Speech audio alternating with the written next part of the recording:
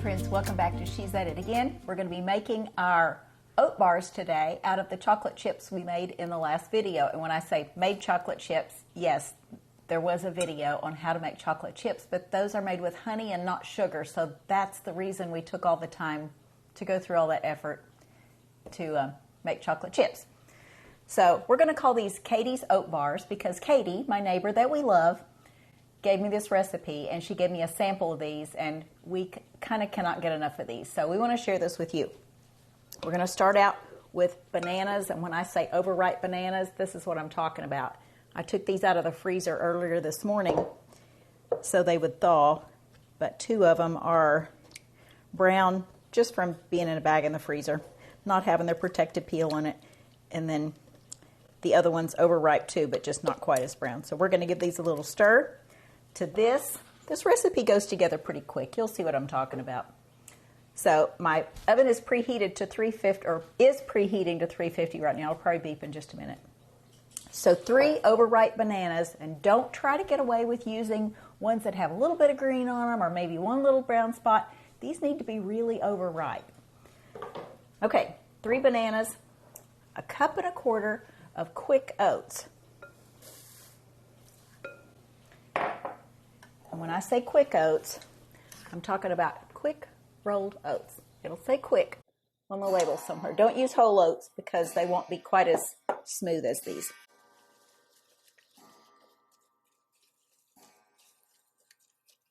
You can use a mixer with these if you need to, but I'm just using a spatula.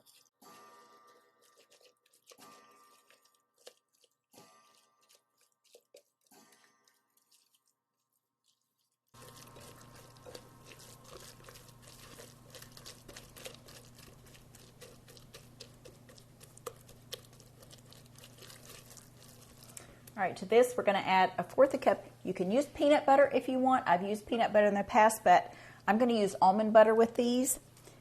We have a friend who has a severe peanut allergy. And when I say severe peanut allergy, it's to the point to where it's considered airborne. And if she goes into a house where people are eating just peanut butter cookies or something like that, she has to be in the other room. She can't be in the same room with them when they're eating. It's that bad. She starts getting symptoms of her allergy, which probably includes difficulty breathing, and she carries her EpiPen with her all the time. So I'd like to be able to share these with her, and so we're going to make them with almond butter. And I checked the label. This is organic almond butter, and it does not have a peanut warning on it. It's in a peanut-free facility, processed in a peanut-free facility. So I had mentioned in the last video about these oat bars would be great to pack as a snack when you travel, but I would probably go so far as to use the almond butter with them there as well, because the last thing somebody on an airplane needs is to panic when they smell peanut butter if they have a peanut allergy. So I want to be sensitive to those people. You know, a few years ago, I wouldn't have thought anything about it, not because I didn't care, it's just I didn't know. And you think about all the flights we made years ago where that's what they served, was peanuts. It's a wonder people survived the flight just because of the allergy symptoms. Okay, so we have our almond butter in there, 1/4 cup of that, and then we're going to add 1/2 teaspoon of salt. So this is a 1/4 teaspoon measure, so I need 2 of these.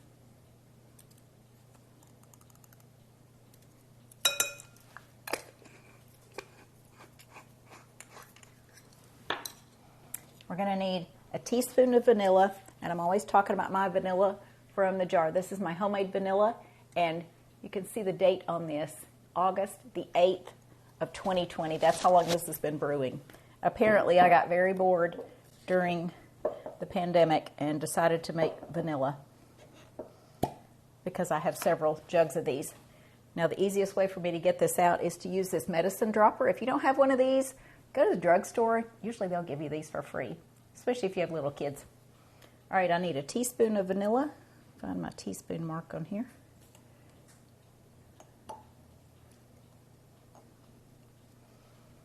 And just drop it in there like that.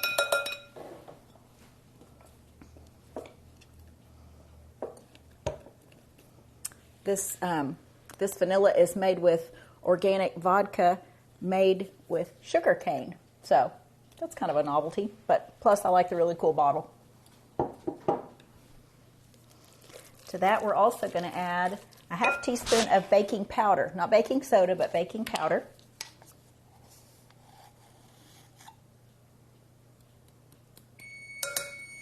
There's our oven telling us it's preheated.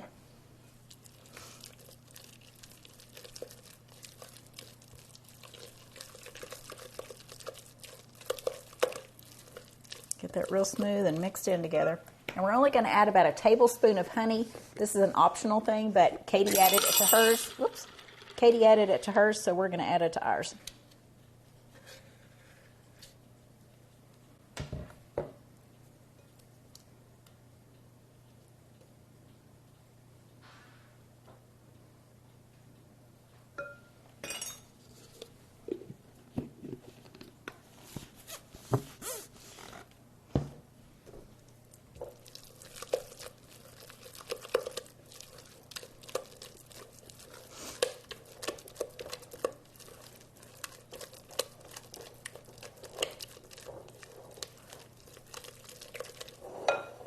I used my parchment from where I was making the chocolate chips, the one that had a cocoa all over it, cleaned it off a little bit, folded it in half, and that's what's in the bottom of our pan.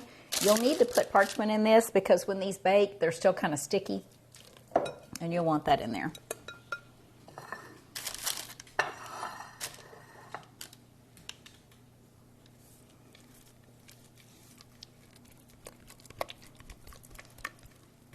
You can use an 8x8 square baking dish. This is an 8x10. Mine's going to be just a little bit thinner than they would be in an 8x8, and that's okay.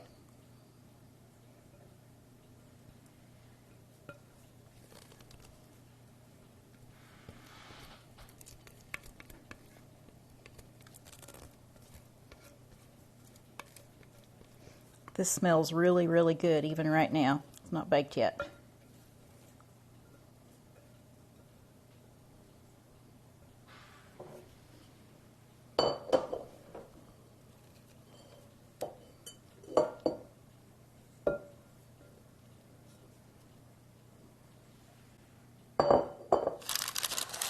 Spread it around in your pan. And you might be thinking to yourself, you forgot the chocolate chips. But I didn't forget them. I'm going to put those on the top. You can put them in your batter if you want to. That's totally fine. I put the chocolate chips in the refrigerator, so they're chilling right now. But I'm going to sprinkle mine on the top because that's how we like it.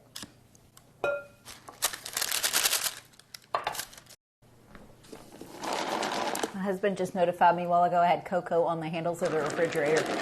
That's how you know we've been making chocolate chips. Okay, here's our chocolate chips that we made. I'm just going to sprinkle those on the top.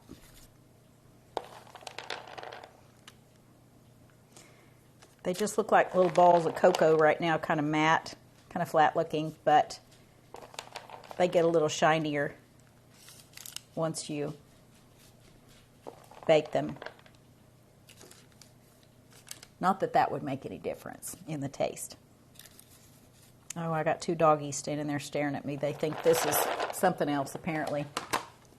Okay, I have enough to where I can actually make another batch of these soon, so we're not going to use all of them for that. Oh my goodness, what a mess that makes on my hands and on the countertop. Okay, we're going to put these in the oven.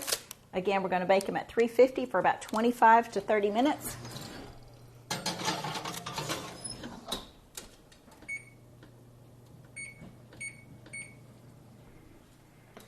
And we'll be back to see what they look like when I take them out of the oven. Timer just went off on our oven, and we're going to get out our Katie's Oat Bars.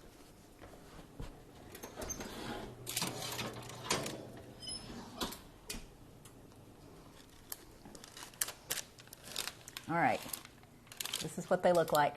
We're going to have to let these cool a bit, and then I'll take them out of the pan. I could take them out by lifting the parchment out right now, but I'll let them cool in the pan for just a bit, and then we'll come back and cut these into serving size pieces. So we'll be right back.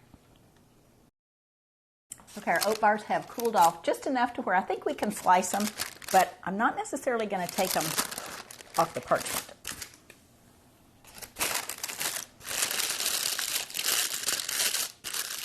I'm going to put them like this.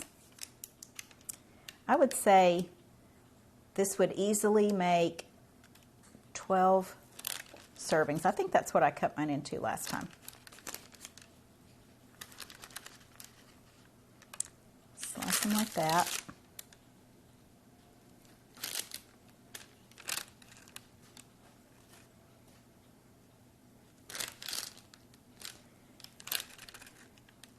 And I will say, if you keep these in the refrigerator in a covered container, they keep for a long time, and they're still just as good cold as they are warm.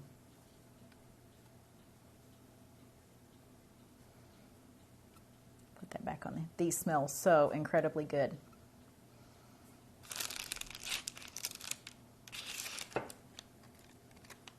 Okay, so here's what our oat bars look like.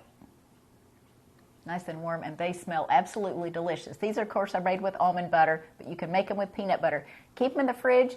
These are great go-to breakfast items, especially for kids because they think they're cookies.